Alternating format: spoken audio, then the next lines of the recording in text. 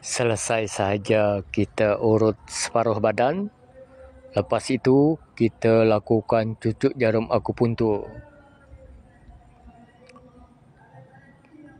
Lepas itu kita sentuh jarum itu menggunakan pin elektrik, yang mana harus elektrik itu masuk ke badan melalui sentuhan itu, maka bergoncanglah tubuh badan pelanggan kita ini.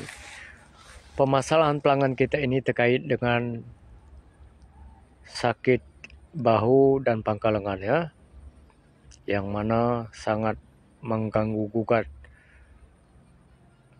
sehingga dia rasa berbulan-bulan sudah sakit katanya. Jadi dia datang kepada kita.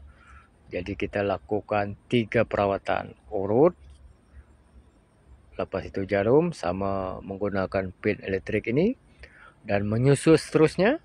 Kalian lihat, ini rawatan bekam pesedu. Kita ambil darah dari urat, ya. Sebelah kiri ini, ya, yang mana pelanggan kita ini dia punya permasalahan sakitnya sebelah kiri.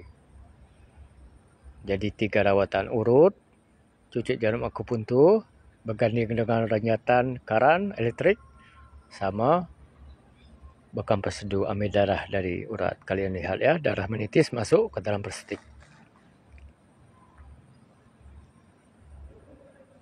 Perhatikan, inilah darah yang kita pulihi. Kalian lihat, sebentar lagi kita timbang darah itu. Ini, coba kalian lihat, perhatikan betul-betul, jelas kan? 35 gram banyaknya darah kita pulihi daripada pelanggan kita ini. Jadi bagi sesiapa yang inginkan rawatan, apapun permasalahan kalian, boleh datang, ya. Kita akan lakukan sebaik mungkinlah setiap perawatan yang kalian inginkan.